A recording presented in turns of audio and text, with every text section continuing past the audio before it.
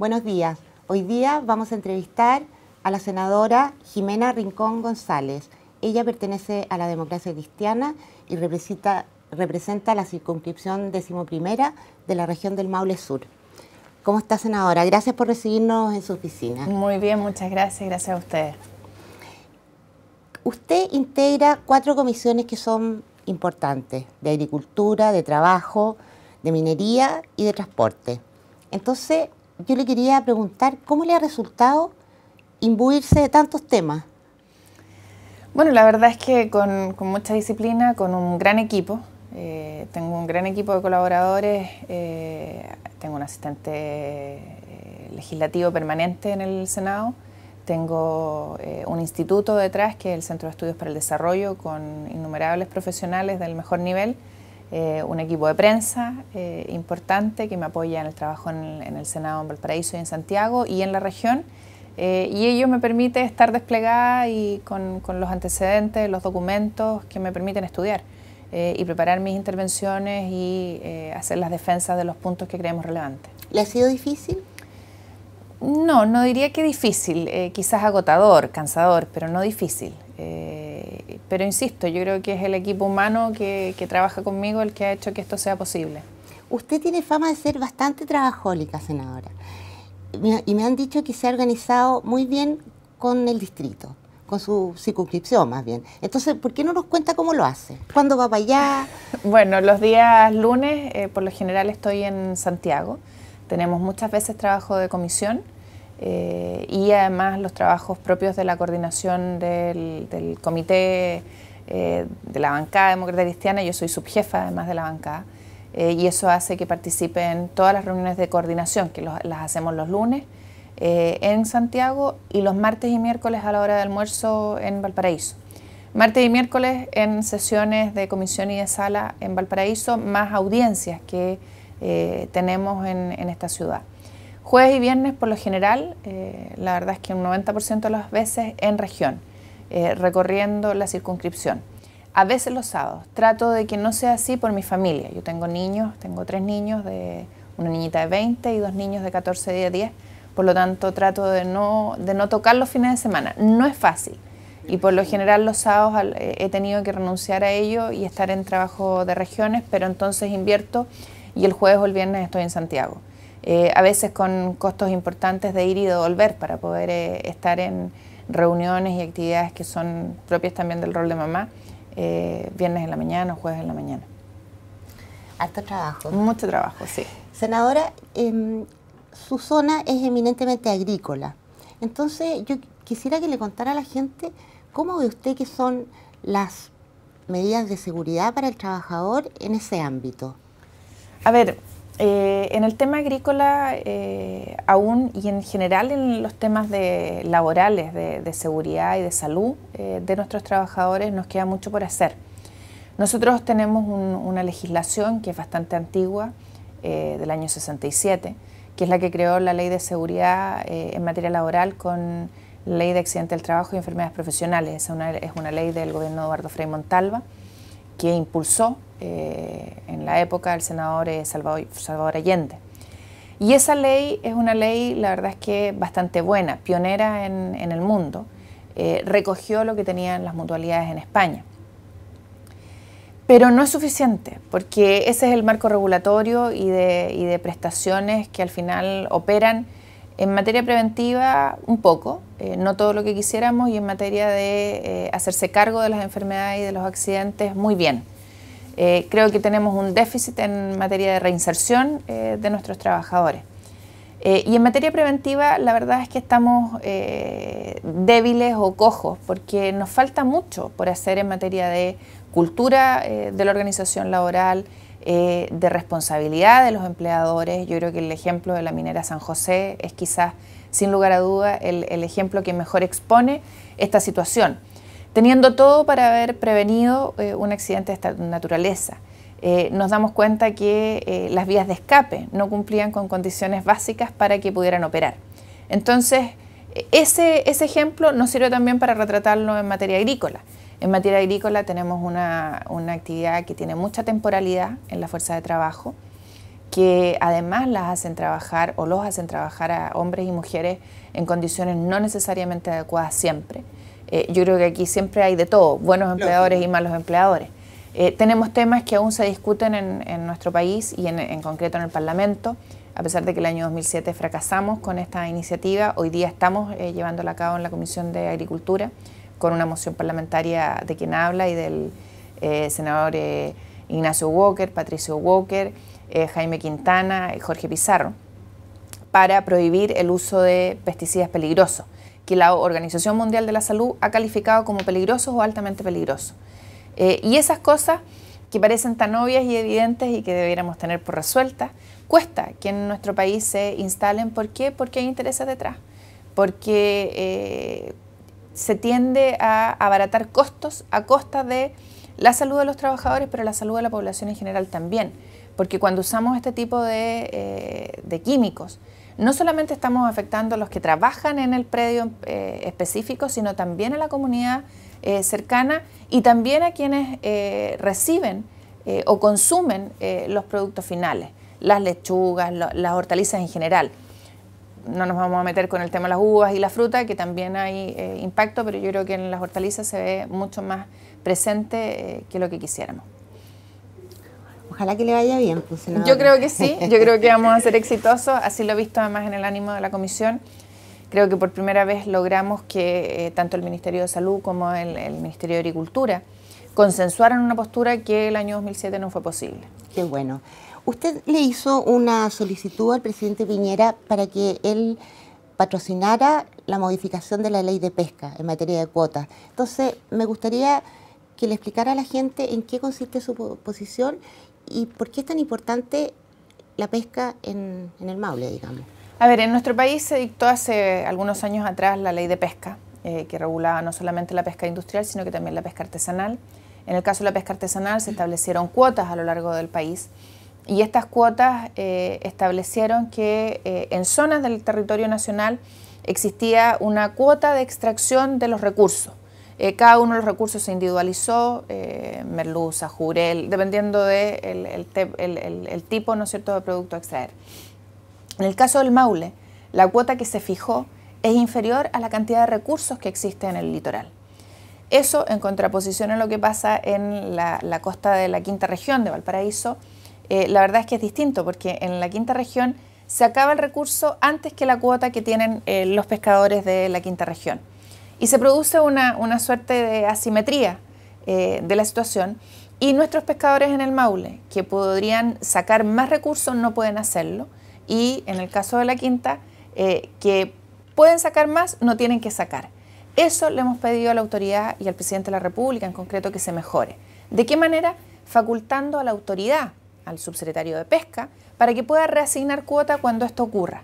Hoy día la autoridad no tiene la posibilidad y solo se hace mediante la cuota de estudio, un margen que permite la ley, o que los pescadores de la quinta región renuncien voluntariamente a su cuota y la puedan entonces repartir a los pescadores de la región del Maule.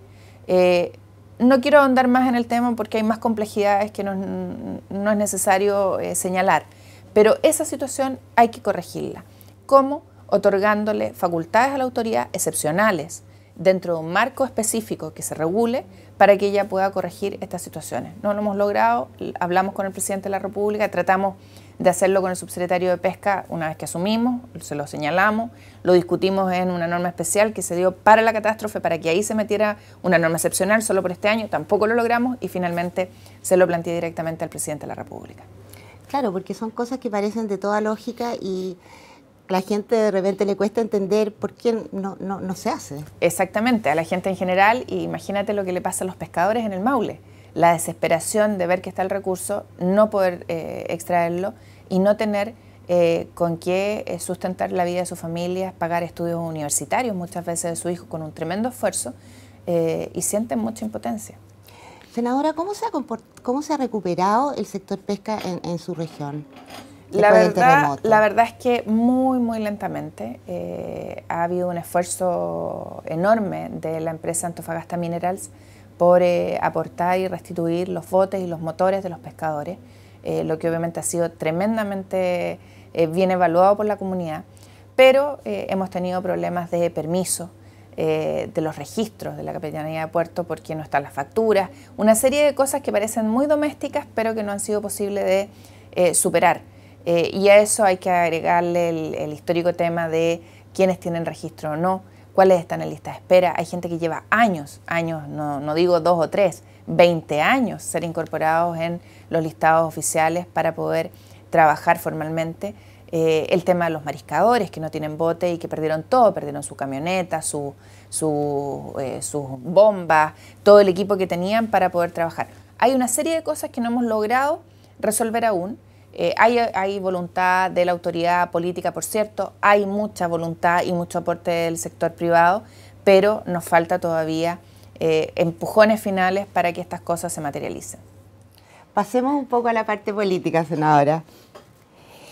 La última encuesta de IMARC reporta que la aprobación a la gestión de la concertación logra solamente un 30% de apoyo y un 54% de rechazo. ¿Qué le ha dicho usted esta encuesta? A ver, no es de extrañar cuando hemos pasado a la oposición. Y a ese dato tú podrías agregar que la alianza ha subido su nivel de aprobación y ha bajado su nivel de rechazo, lo que no era así en la época, ¿no es cierto?, en que ellos eran oposición. Yo creo que hay una percepción de la ciudadanía o una evaluación de la ciudadanía tremendamente crítica de lo que pudo haberse hecho en la época de la concertación y no se hizo. Podríamos enumerar los temas, el tema de los sueldos de los empleados públicos, el tema de los profesores y su deuda histórica, el tema de qué pasaba con Gendarmería, una serie de situaciones que no abordamos y que no fuimos capaces de resolver. A eso le podríamos agregar el conflicto mapuche, que es un tema que creo que es una deuda importante de la gestión de la concertación. También podríamos agregar otros temas que tienen que ver con nuestros trabajadores. Yo estaba participando el día de ayer en un taller que organizó el Centro de Estudios para el Desarrollo sobre conflictividad laboral y me senté a conversar. Era la única legisladora con 20 sindicatos de distintos ámbitos, del comercio, del transporte, del retail. Y la verdad es que uno al escucharlos dice, bueno, hay muchas cosas que dejamos pendientes. Por ejemplo, ¿qué pasó con la negociación colectiva? Hoy día negociación colectiva no existe. ¿Por qué? Porque no hay derecho a huelga. Porque la huelga está tan reglada que la verdad es que nadie la ejerce como una opción efectiva de presión para lograr simetría con el empleador. Entonces, a mí no me extraña esa evaluación de la ciudadanía, hecha además en un periodo todavía de ajuste, en que no ven muy clara a la concertación en su rol de oposición, ni al gobierno muy claro en el rol de gobernar. Y creo que es parte del proceso que tenemos que vivir, de conectarnos nuevamente con la ciudadanía, con sus aspiraciones, sus anhelos, y el decirle aquí estamos. No hemos dejado de estar. Hicimos todas estas cosas buenas y claro, nos faltaron un aporte importante que también tiene que ver con que nunca estuvimos dispuestos a exponer a la oposición de la época. Siempre lo nuestro fue tratar de, por los consensos, sacar adelante las iniciativas y nunca la expusimos. Nunca la expusimos, por ejemplo, para que votaran en contra la eliminación del multirut. ¿Por qué? Porque tratamos de buscar un consenso. Y yo creo que eso impidió que la ciudadanía viera los rostros verdaderos de quienes eran los actores políticos del minuto. Senadora, el nuevo presidente de su partido, el senador Walker, ha dicho que precisamente quiere llegar también a los consensos con el gobierno. ¿Qué le pareció a usted esto? Bueno, ese es el rol de la oposición. Nosotros no somos gobierno. A nosotros no nos toca hacer realidad los postulados del gobierno. Nosotros tenemos que tratar de avanzar en aquellas cosas que para nosotros son importantes y vamos a estar de acuerdo con el gobierno. Porque no gobernamos, porque no tenemos la iniciativa legislativa, porque no podemos poner las urgencias, porque en muchas materias que tienen que ver con beneficios para la ciudadanía son de exclusiva iniciativa del gobierno.